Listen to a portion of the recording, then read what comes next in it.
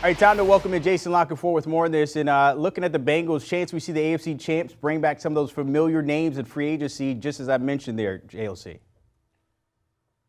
Yeah, I think it's entirely possible, and I think you start with Jesse Bates, who's a big part of the spine of that defense, such a huge part of their resurgence.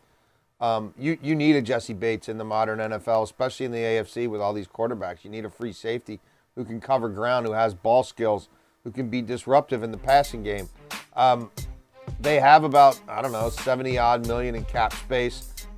From that list, there's not a whole lot of guys who are going to break the bank. Bates is the one.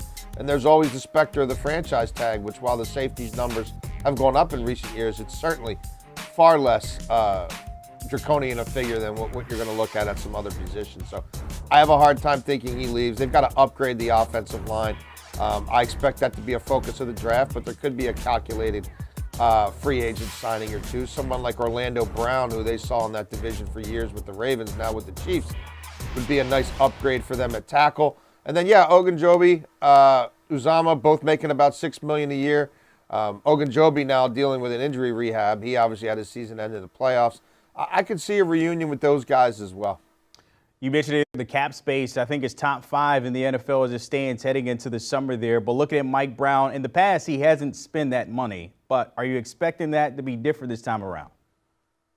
Well, I would say this. If you go back to the period of time where they made the playoffs 5 straight years under Marvin Lewis, Mike Brown spent more money on payroll than Jerry Jones during that period of time. So when Mike Brown's felt like he's in the mix, he has been willing to spend. And back then they were redoing deals and keeping guys like Geno Atkins in the building, paying them best of breed at their position, paying them those sorts of salaries. So I think there's certainly some wiggle room there. I don't think they'll go crazy in free agency. The moves they made last year all worked. I don't think anybody's making more than $15 million a year there, right? Trey Hendrickson they brought in basically at that figure a year ago. That was a home run.